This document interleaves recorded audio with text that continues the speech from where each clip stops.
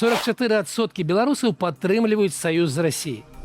Гэта адзін з вынікаў апытання Чэтэм Хаус, і ён, вядома, выклікаў спрэчкі, непрыманню беларускай дэмакратычнай бурбалцы. Маўляў, як так, беларусы не такія. Расія агрэсар. Мы за Украіну. Апытанне няправільнае. Вельмі вялікія прэтэнзіі да люстэрка.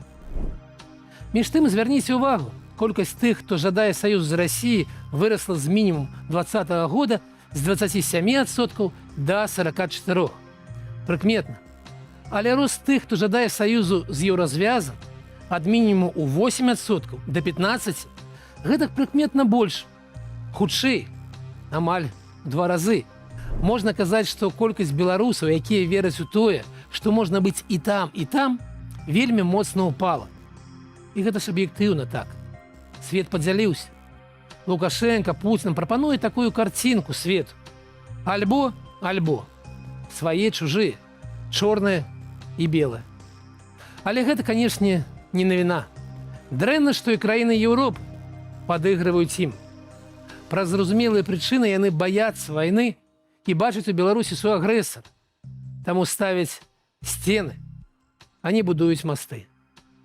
І калі вы мяне спытаеце, за які я саюз, я не адкажу. Я мяркую, што нам трэба разабрацца з самімі сабой. Так шмат зрабіць, каб у краіны з'явілася будучыня, што некаторы час нам трэба пажыць самім, без кагосьці над намі. Нам трэба пабыць у саюзе з намі ж, з беларусамі. Пагаварыць глыбока пра мінулае, сучаснасць і будучыню нашай краіны, не падзяляючы на дрэнных і добрых, сваіх і чужых. Нас жа і так няшмат адно ў аднаго у такім няпростым свеце.